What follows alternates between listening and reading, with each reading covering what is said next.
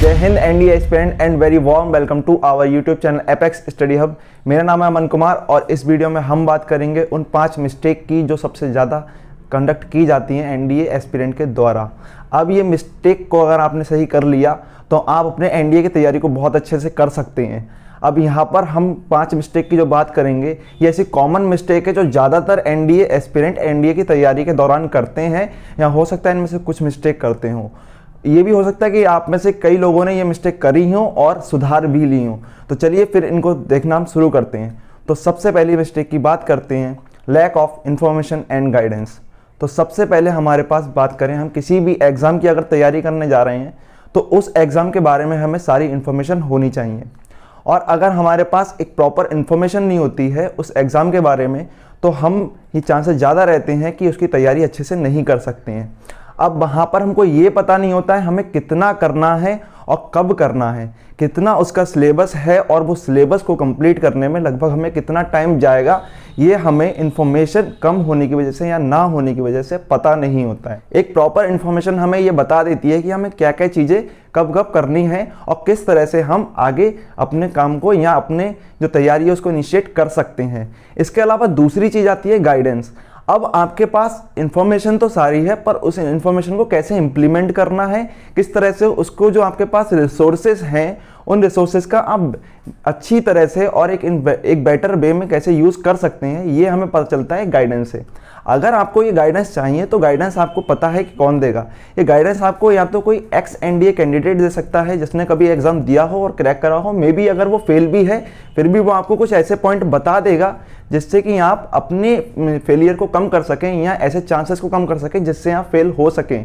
ठीक है, इसके अलावा ये गाइडेंस आपको मिल सकता है कुछ यूट्यूबर्स से, यानी इस तरह के जो कि पहले एग्जाम दे चुके हैं, जैसे मैं भी दे चुका हूं, या ऐसे टीचर्स जो यूट्यूब पर पढ़ा रहे हैं एनडीए के लिए, क्योंकि उनके पास उनके प्लेटफॉर्म से हजारों बच्चे हर साल निकल कर जाते हैं। तो एक अच्छा खासा एक्सपीरियंस हर बच्चे की तैयारी का और उसके पढ़ने के तरीके का उन्हें पता होता है और किस तरह से एग्जाम को क्रैक किया जा सकता है ये भी उनको पता होता है। तो आपके पास अगर इन्फॉर्मेशन और गाइडेंस है तो ये आपके 2 हथियार हैं जो आप कर सकते हैं अपनी तैयारी में यूज़।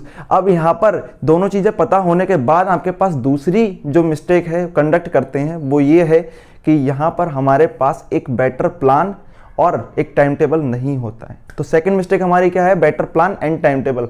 अगर आपके पास एक बेटर स्टडी प्लान नहीं है, एक टाइम टेबल नहीं है, चीज़ें रेगुलर नहीं है, रेगुलरिटी नहीं है, तब आप सबसे ज़्यादा अपना टाइम भी बर्बाद करेंगे। दूसरी बात, आप हार्ड वर्क ज़्यादा करेंगे, स्मार्ट वर्क कम करेंगे। आप दिन के 8 से 10 घंटे तो देंगे पर उसकी प्रोडक्टिविटी बहुत कम हो जाएगी।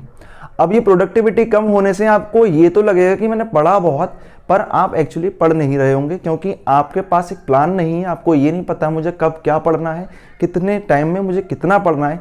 आपने अगर टाइम का अलॉटमेंट नहीं करा है अलग अलग सब्जेक्ट्स के लिए, अलग अलग टॉपिक्स के लिए, तो आप यहाँ पर बहुत ज़्यादा गलती करेंगे और अपना टाइम बर्बाद भी करेंगे। अब यहाँ पर देखिए क्या होता है, अगर आपने एक प्लान बना रखा है तो आपको पता होगा कि मुझे दिन के 10 से 8 घंटे किस तरह से पढ़ना है, किसको पहले पढ़ना है, किसको बाद में पढ़ना है, किसको कितना टाइम देना है। इसके अलावा आप इस तरह से टाइम मैनेजमेंट कर सकते हैं कि किस तरह से मुझे बीच में एक रिलैक्स कर टाइम लेना है, यानी बीच में रिलैक्स करना है, रेस्ट करना है, और किस तरह से किस टाइम पर मुझे पढ़ना है, मुझे सुबह से उठकर पढ़ना है, मुझे शाम को पढ़ना है। ये सारी तैयारी अगर आपने टाइम टेबल बनाया है तभी आप कर सकते हैं। अगर आपने टाइम टेबल नहीं बनाया है तो आप किसी भी समय पर कुछ भी लेकर बैठ जाएंगे पढ़ने के लिए, जिससे आपके पास क्या होगा कि आप कभी भी कुछ लेकर बैठेंगे तो या तो आप उसी में लगे रहेंगे, और ऐसा होता है फिर हम एक सब्जेक्ट को काफ़ी देर तक पढ़ते हैं और कई दिनों तक एक सब्जेक्ट को नहीं पढ़ते हैं। ऐसा आपने करा होगा और होता भी है ज़्यादातर लोगों के साथ जो टाइम टेबल मैनेज नहीं करते हैं। क्योंकि अगर आपने टाइम मैनेजमेंट कर रखा है तो आप अपने उन्हीं 8 से 10 घंटों का एक ज़्यादा प्रोडक्टिव वे में यूज़ कर सकते हैं। इसके अलावा अगली जो हमारी मिस्टेक करते हैं एनडीए कैंडिडेट वो है ट्रेंड एनालिसिस ना करना। अब यहाँ पर ट्रेंड एनालिसिस क्या होता है, अब आप सबसे ज़्यादा सोशल मीडिया का यूज़ तो कर ही रहे होंगे इस टाइम पर, तो आप एक चीज़ बहुत पकड़ते हैं वो है ट्रेंड। जो ट्रेंड चल रहा है आपने देखा कि सब लोग उसी दिशा में जाते हैं। अब अगर आपने जो एग्ज़ाम की तैयारी कर रहे हैं उसका ट्रेंड नहीं पकड़ा है तो समझ लो आप एक दूसरी डायरेक्शन में जा रहे हो, जो ट्रेंड चल रहा है, जो रास्ता चल रहा है उस पर नहीं हो। अब ये ट्रेंड क्या होता है, तो ट्रेंड का मतलब ये है कि पिछले एग्जाम्स में जो क्वेश्चन पूछे जा रहे हैं लगातार उनका ट्रेंड क्या है, कौन से टॉपिक ऐसे हैं जिनसे पूछे जा रहे हैं ज़्यादा क्वेश्चन और कौन से टॉपिक ऐसे हैं जिनसे पूछे जा रहे हैं बहुत कम क्वेश्चन। या एक या दो क्वेश्चन जिसको नेगलेक्ट भी किया जा सकता है। अब यहाँ पर किसी भी एग्जाम की तैयारी करने के लिए ये इंपॉर्टेंट नहीं है कि आप एग्जाम का पूरा सिलेबस कवर करें, आप उतना सिलेबस भी कवर कर लें जिससे आप एग्जाम क्वालिफाई कर लें तो वो भी आपके लिए इनफ होगा। अब यहाँ पर अगर आपने ट्रेंड एनालिसिस कर रखा है तो आपको मैथ्स में, इंग्लिश में, साइंस में और सोशल स्टडीज़ में आपको वो टॉपिक्स पता होंगे जिनको पढ़कर आप ज़्यादा मार्क्स गेन कर सकते हो। इसके अलावा अगर आप ऐसे टॉपिक्स पढ़ते रहे जिनमें से पूछा कम जाता है तो आपका टाइम ज़्यादा बर्बाद होगा और जब आप एग्ज़ाम में जाएंगे तो आपको पता चलेगा कि उन टॉपिक पर तो आपने ध्यान ही नहीं दिया था जिनसे ज़्यादा क्वेश्चन आपको मिले हैं। अब इससे क्या होगा, अगर आपने एक ट्रेंड एनालिसिस कर रखा है तो ट्रेंड एनालिसिस से आपको ये सारी चीज़ें पता चल गई कि किन से कौन से क्वेश्चन ज़्यादा आ रहे हैं। तो पहले आप फोकस उन टॉपिक्स पर, उन चैप्टर्स पर करेंगे जिनसे क्वेश्चन आपको ज़्यादा आते हैं। उसके बाद अगर आपके पास टाइम रहता है तो आप उन पर चलेंगे जहाँ पर यानी मध्यम स्तर के, मीडियम लेवल पर आपको क्वेश्चन पूछे जाते हैं, यानी एक अच्छे खासे नंबर। इसके अलावा फिर आप तीसरे लेवल पर जाकर उस पर फोकस करोगे कि उन चैप्टर्स पर जहाँ से क्वेश्चन आपको एक या दो मिलते हैं, या कह लें आप जिसको छोड़कर भी आपका कोई इतना बड़ा नुकसान नहीं होगा। अब ट्रेंड एनालिसिस से आपको ये पता चल गया कि आपको कौन से टॉपिक पर फोकस करना है और किस पर फोकस कम करना है। तो आपको एक तरीके से प्रायोरिटी पता चल जाएगी किस पर मुझे पहले पढ़ना है, किसको मुझे बाद में पढ़ना है और किसको मुझे सबसे बाद में पढ़ना है। तो ये होता है ट्रेंड एनालिसिस से हमको पता चलेगा। ये वीडियो में मैं बना चुका हूँ और डिस्क्रिप्शन में आपको लिंक मिल जाएगा। इसके अलावा अगली जो मिस्टेक है आपकी वो है PYQ यानी प्रीवियस ईयर क्वेश्चन पेपर ना करना। अब ज़्यादातर एनडीए एस्पिरेंट जो तैयारी कर रहे हैं वो प्रीवियस ईयर क्वेश्चन पेपर नहीं करते हैं। अब प्रीवियस ईयर क्वेश्चन पेपर ना करने से होता ये है कि उनको एग्जाम का लेवल नहीं पता होता है। तो इस कंडीशन में वो दो तरह से तैयारी कर सकते हैं। एक तो हो सकता है वो अंडर लेवल करें, एक वो कर सकता है ओवर लेवल कर लें, यानी या तो वो उस लेवल से कम तैयारी करेंगे या वो उस लेवल से ज़्यादा तैयारी करेंगे।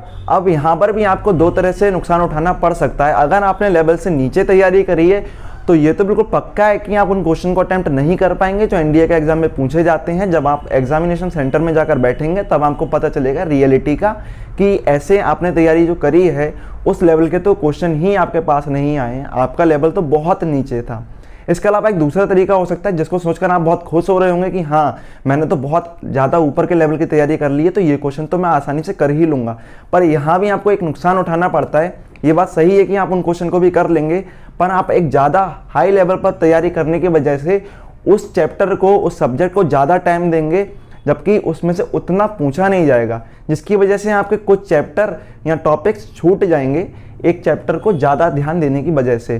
तो आपको ध्यान देना है, आपको एक लेवल मेंटेन करके रखना है। हाँ, आपको ये ज़रूर करना है कि उस लेवल से थोड़ा सा हाई रखें, पर इतना हाई ना रखें कि हम तैयारी कर रहे हैं एनडीए की और अगर मैथ हम लगाने लगे जेईई मेंस की तो वहाँ पर आपको प्रॉब्लम होगी, क्योंकि उसकी तैयारी में ज़्यादा टाइम जाएगा और आप कम चैप्टर कंप्लीट कर पाएंगे। तो यहाँ पर आपको ज़्यादा चैप्टर भी कंप्लीट करने होंगे। इसके अलावा अगली जो मिस्टेक हमारे पास है, जो मैं मानता हूँ सबसे बड़ी मिस्टेक हो जाती है, वो है मॉक टेस्ट ना करना। अब यहाँ पर अगर आपने मॉक टेस्ट नहीं करे हैं तो आपको क्या होगा, क्या इससे कोई फ़ायदा होता भी है या सिर्फ मॉक टेस्ट एक प्रैक्टिस है जिससे मुझे पता चल जाएगा कि हाँ मेरी तैयारी कैसी है। तो सबसे पहले आप समझ लेते हैं, अगर आपने मॉक टेस्ट नहीं करे हैं तो मॉक टेस्ट आपके होते हैं एक नेट प्रैक्टिस की तरह। अगर आप मैदान में खेलने जा रहे हैं तो अगर आपने नेट प्रैक्टिस नहीं करी है तो ये बहुत संभावना रहती है कि आप उस प्रेशर को नहीं झेल पाएंगे, इसलिए आपको नेट प्रैक्टिस ज़रूरी होती है। ये मॉक भी नेट प्रैक्टिस की तरह है, क्योंकि जब आप एग्जामिनेशन सेंटर में जाकर बैठेंगे, अगर आपने 2.5 घंटे के अंदर आज तक कोई पेपर नहीं कराया है तो आपको ये चांसेस हैं कि आप उस प्रेशर को नहीं झेल पाएंगे और आप चोक हो जाएंगे। जैसे ही आप बैठेंगे आपको वो क्वेश्चन कर नहीं पाएंगे और आपको बहुत ज़्यादा या तो घबराहट होगी या आपको ऐसा भी हो सकता है कि आपके हाथ पैर भी बेटा कांपने लगे।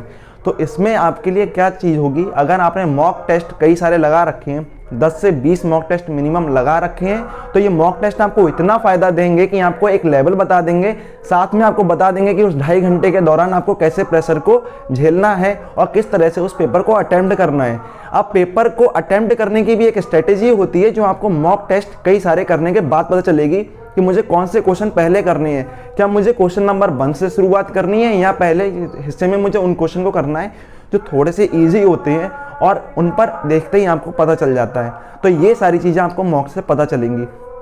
पर इन सभी के अलावा अगर आपने मॉक कर लिए हैं तो आपको ये सारी चीज़ें पता चल जाती हैं, और नहीं करें तो आप एक बहुत ज़्यादा डिफ़िकल्टी महसूस करेंगे जब आप एग्जामिनेशन सेंटर में बैठे होंगे और आप चोक हो जाएंगे। इसके अलावा ये 5 मिस्टेक के अलावा अगर मैं आपसे कहूँ तो एक मिस्टेक जो मैं मानकर चलता हूँ, और ये केवल एनडीए के एग्ज़ाम में ही नहीं है, जो सभी एग्ज़ाम में कंडक्ट होती है, वो होती है लैक ऑफ मोटिवेशन। अगर आपके अंदर से कोई मोटिवेशन नहीं है उस चीज़ को करने का, अगर आपके पास उस चीज़ को करने का कोई रीज़न नहीं है, तो आप उसको पूरे मन से नहीं करेंगे। क्योंकि अगर आपने जो एनडीए का एम चुना है या कोई भी एम दूसरा चुना है, क्या आपने किसी की वीडियो या किसी के दोस्त के कहने से चुना है? अगर आपने एक वीडियो से वो एम बना लिया है तो उस वीडियो के 2 से 3 दिन तक असर रहने तक ही आप उसकी तैयारी करेंगे, उसके बाद उसकी तैयारी छोड़ देंगे।